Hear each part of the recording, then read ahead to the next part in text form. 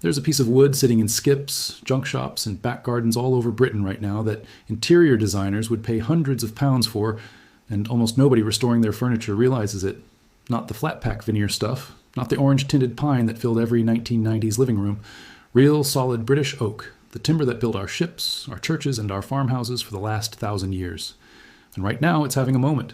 Walk into any high-end furniture showroom in London, Manchester, or Edinburgh, and you'll see it everywhere. Pale, honest oak dining tables, oak sideboards, oak floating shelves. Interior designers are calling it the quiet luxury timber. Homeowners are calling it beautiful. And restorers like me are calling it an opportunity, because most people don't realize the oak furniture already sitting in their homes, inherited, bought secondhand, or picked up for next to nothing, is worth more than they think if it's brought back properly. So today, I want to talk about why oak has become the timber everyone wants for modern homes, how to spot the real thing, what usually goes wrong with old oak furniture, and exactly how to restore it so it looks like it belongs in one of those glossy interior magazines. Stick with me, because by the end of this, you'll never look at an old oak chair in a charity shop the same way again. For a long time, oak had a bit of an image problem. It reminded people of heavy, dark, Victorian furniture. The kind of thing you'd find in your grandparents' dining room, varnished almost black, with claw feet and carved panels everywhere. It felt old-fashioned. Then came decades of mass-produced furniture, chipboard with a wood effect wrap, MDF painted gray, cheap veneers that peeled within a few years. Convenient, but disposable. What's changed is that people are tired of disposable. There's a growing appetite in the UK for furniture that actually lasts, that has some warmth and history to it, and that doesn't end up back in landfill after 5 years. Oak fits that perfectly. It's incredibly durable. A well-made oak table can genuinely last generations. It ages in a way that most people find attractive rather than embarrassing. It deepens in color, develops a soft patina, and those little marks and dents actually add character instead of looking tired. There's also a practical reason oak suits modern homes specifically. A lot of contemporary interior design has moved away from dark, ornate wood tones towards lighter, more natural finishes. Think Scandinavian-influenced kitchens, pale walls, and simple lines. Oak, especially when it's been limed, whitewashed, or just left with a light natural oil finish, sits beautifully in that kind of space. It's not shouting for attention the way a heavily stained mahogany piece might. It just looks calm, honest, and expensive, even when it wasn't. Here's the thing that genuinely frustrates me. Because people associate oak with old and dark and heavy, an enormous amount of solid oak furniture gets thrown out, donated, or sold for next to nothing simply because it looks tired. A drop-leaf oak table with a cracked varnish finish, a set of oak dining chairs with wobbly joints, an oak chest of drawers that's gone a horrible orange color from decades of old polish. People see the damage and assume the piece is finished. They don't realize that underneath that dull, yellowed varnish is timber that, once properly restored, is worth considerably more than almost anything you'd buy new on the high street. And it's the exact aesthetic that modern buyers are chasing. That's really the heart of what I want to get across today. Restoration isn't just about fixing something broken. With oak specifically, it's often about revealing something that's been hiding under decades of bad finishes, wrong color stains, and general neglect. Before you touch a single tool, you need to properly understand what you're working with. I always walk around a piece slowly, and I'd encourage you to do the same. Don't rush this part. A good 5 or 10 minutes of honest inspection will save you hours of wasted effort later. Start with the finish. Old oak furniture was very often varnished, and over decades that varnish yellows, cracks, and sometimes goes cloudy or white where moisture has got underneath it. You'll also come across pieces that have been painted at some point. People used to paint over perfectly good oak, which still makes me wince a little, but it happens, and it's fixable. Next, check the joints. Oak furniture, especially chairs and tables, typically relies on mortise and tenon joints or dowel joints held together with animal glue or old PVA. Grab the piece and gently rock it. Any movement, creaking, or looseness tells you the glue has failed. This is one of the most common issues you'll find, particularly in dining chairs that have taken decades of people leaning back on the rear legs. Look closely at the legs and feet for splits.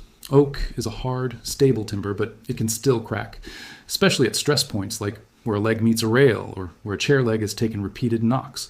Water damage shows up as gray or black staining, often on tabletops where glasses or plant pots have sat for too long without a coaster. If you press a fingernail into that area and it feels soft or spongy, you may be dealing with early-stage rot rather than just surface staining, and that needs a different approach. Scratches and surface wear are the least worrying issue, honestly. Oak is dense and forgiving, and light surface damage almost always sands out without much drama. Missing veneer or chunks of timber are more serious. Some oak pieces, particularly Victorian ones, used oak veneer over a cheaper base timber, and if that veneer has lifted or gone missing, you'll need to decide whether to patch it or strip back to solid wood if the base allows it. Take your time cataloging all of this before you start. I like to actually make a short list. Cracks here, loose joint there, watermark on the top, because it stops you missing something halfway through the job. Before anything else, give the piece a proper clean. Old furniture wax, dust and grime build up over years and can interfere with everything you do afterwards. From stripping to staining. A mix of warm water and a mild degreasing dish soap on a soft cloth is usually enough. Avoid soaking the wood. Oak doesn't love sitting in excess water, so wring your cloth out well and work in manageable sections. This step feels unglamorous, but it genuinely makes every later stage easier and more predictable. This is where the transformation really begins. For most oak furniture, you're dealing with either an old varnish, a shellac-based French polish, or in some cases, old paint. A chemical stripper designed for wood finishes will do most of the heavy lifting here. Apply it with a brush, following the product's instructions for dwell time. T-hen use a plastic or metal scraper to lift the softened finish away. Always work in a well-ventilated space, wear gloves, and keep the windows open. Those fumes are not something you want to be breathing in for an afternoon. For carved details or moldings where a scraper can't reach, an old toothbrush or a brass wire brush will help work the stripper into the grooves without damaging the timber. Once the old finish is off, sanding brings you down to clean, honest wood. Start with a coarser grit, around 80 to 100 if the surface is uneven or still has traces of old finish. Then move through 120, then 150, and finish with 220 grit for a smooth surface that's ready to accept a new finish. Always sand in the direction of the grain, never cross it, or you'll leave scratches that show up badly once you apply oil or stain. For flat surfaces like tabletops, a random orbital sander speeds things up enormously. For carved legs or detailed edges, you'll be doing this by hand, and that's fine. It's part of the process. For small cracks and gaps, a wood filler that's color matched to oak works well, and there are specific oak-toned fillers available that blend in far better than a generic beige filler ever will. For larger structural cracks, particularly in legs or rails, an epoxy wood filler is usually the better choice. Epoxy has more strength and flexibility than standard filler, and it bonds well to oak's dense grain. As a general rule, use standard filler for small cosmetic gaps under about 5 millimeters, and reach for epoxy when you're dealing with anything structural or larger than that. This is one of the most satisfying parts of restoration, and also one of the most important for the longevity of the piece. If a joint is loose, you need to fully separate it if possible, clean out all the old, failed glue with a chisel or sandpaper, and then re-glue with a proper wood glue. For oak furniture that will see regular use, a PVA wood glue rated for structural work is usually sufficient, though some traditional restorers still prefer hide glue for its reversibility and historical accuracy. Clamp the joint firmly and let it cure for the full time stated on the glue, usually at least 24 hours. Don't rush this. A joint that hasn't fully cured before it's put back into use will fail again, often faster than the first time. Sometimes a section is simply too far gone to fill or repair. A snapped chair spindle, a rotted foot, a missing corner of a drawer front. In these cases, you'll need to cut a replacement piece from matching oak. Ideally sourced from reclaimed timber if you're trying to match color and grain character, since new oak can look noticeably different in tone from timber that's aged for decades. Shape the replacement to fit, glue it in securely, and blend the sanding so the join isn't obvious once finished. Now, here's an important point about oak specifically. A lot of the time, you don't actually need to stain it at all. One of the reasons oak is so desirable right now is its natural color and grain, and covering that up with a heavy stain can work against you. If the original color has faded unevenly or you're trying to match an existing piece, a light oak-toned stain applied evenly with the grain can even things out. But if you're restoring oak for that modern, sought-after look, you'll often get a better result skipping stain entirely and moving straight to a clear or lightly tinted finish that lets the natural timber speak for itself. This is where personal preference and practicality both come into play. For oak furniture that will get everyday use, a hard wax oil finish is one of the best choices available. It penetrates the wood rather than sitting on top like varnish, which means it wears more gracefully and is easier to spot repair later if it gets scratched. Apply it thinly with a lint-free cloth, following the grain, let it absorb, then wipe away the excess before it dries. 2 to 3 thin coats generally give you a durable, natural-looking finish. If you want something with a bit more of a traditional sheen, a wipe-on varnish or French polish is an option, though these sit more on the surface and can be less forgiving of future knocks. Once your finish has fully cured, a final buff with a soft cloth. And for wax finishes, a good quality furniture wax applied sparingly brings everything together. This step is quick, but it's what gives the piece that final professional-looking sheen. A few things worth mentioning here. Always wear a proper respirator mask when stripping old finishes or sanding, particularly with older furniture, where you can't always be certain what was used on it decades ago. Work in a ventilated space, wear gloves when handling chemical strippers and epoxy.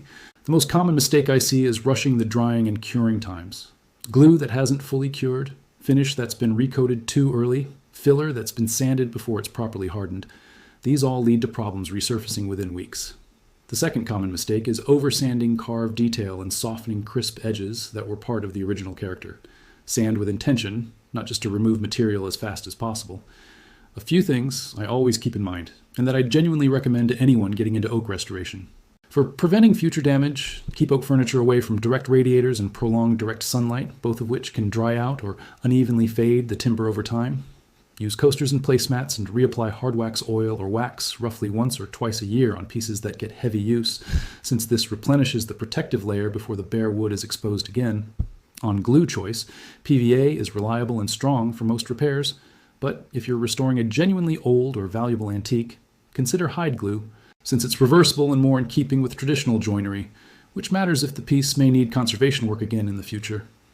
Epoxy is the better choice over standard filler whenever you're dealing with structural gaps, splits under load-bearing areas like chair legs or larger missing sections, because it has real mechanical strength rather than just being cosmetic. For sanding, working methodically through 80, 120, 150, and 220 grit will consistently give you a better surface than jumping straight to a fine grit, which tends to leave underlying imperfections that only show up once your finish goes on. As for finishes, hard wax oil tends to suit oak beautifully for everyday furniture because it enhances the natural tone without a plasticky sheen, while the traditional varnish suits pieces. You want to look more formal or where you need a harder, glossier surface. And one distinction that matters more than people expect. Indoor oak furniture can generally be finished with oils and waxes, but anything destined for outdoor use, like an oak garden bench, needs a proper exterior rated finish and considerably more frequent maintenance, since UK weather is not gentle on unprotected timber. Picture the piece we started with. A dull yellowed oak table, the surface clouded with old varnish, a couple of watermarks near one edge, and a wobble in one leg every time someone leaned on it. Nothing about it looked special sitting in a garage or a secondhand shop. Now picture it after. The old finish stripped away entirely, the surface sanded back to pale, honest oak with all that natural grain and character visible for the first time in years. The joints tight and silent, no more wobble. The watermark gone, blended seamlessly into the surrounding wood. A thin, even coat of hard wax oil bringing out a soft, warm glow without hiding a single bit of the timber's natural personality.